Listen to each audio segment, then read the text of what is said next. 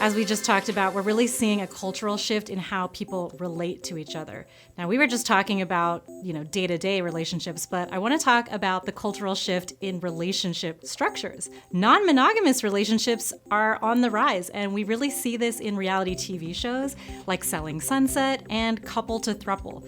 They're bringing open relationships and polyamory to the masses. You can check out our episode on polyamory and open relationships for a deep dive, but today we're looking at the world of relationship anarchy. Relationship anarchy, okay. I mean, I feel like every relationship becomes relationship anarchy towards the end, but wait, what is it officially? And relationship anarchy is basically, in a nutshell, understanding and applying anarchist theory and practices to our interpersonal relationships. It is anarchism at relationships, relationship anarchy. It's a relationship structure that has no rules and no hierarchy or distinction between platonic, sexual, or romantic connections. Relationship anarchists argue that people should relate as equals, that they should reject hierarchy in relationships and live freely. They also reject government meddling in unions of any kind because they don't think that the legal aspect should be involved in relationships. Yeah, I've always thought that. I've always thought it's weird. It's like, why does the government need to be so involved in wanting you to get married and then giving you incentives so that you get married? Seems like a trap. Maybe I am a relationship anarchist. What would it look like? You paint a picture for me? Yeah, well, I don't know if you would be a relationship anarchist, but after deep diving Reddit, which is my favorite place, here's what I've learned.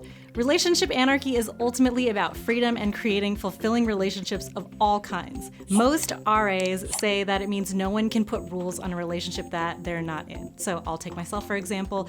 If I had a lover, that lover could not ask me to use condoms with other partners because they're not part of that relationship with other partners. Instead, he could ask me to use condoms with him because that's our relationship.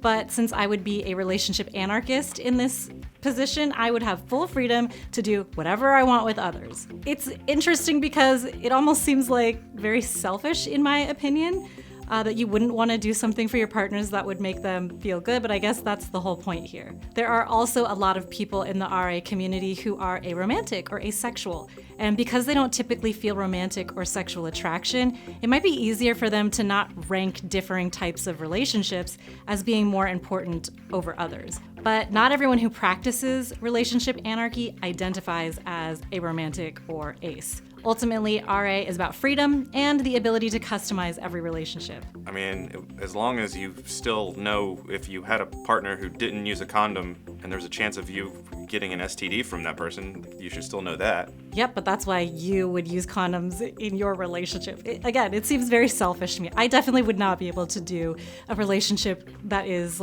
completely has no rules. It seems, to me, that seems a little bit too far. But for a lot of people, this really works for them.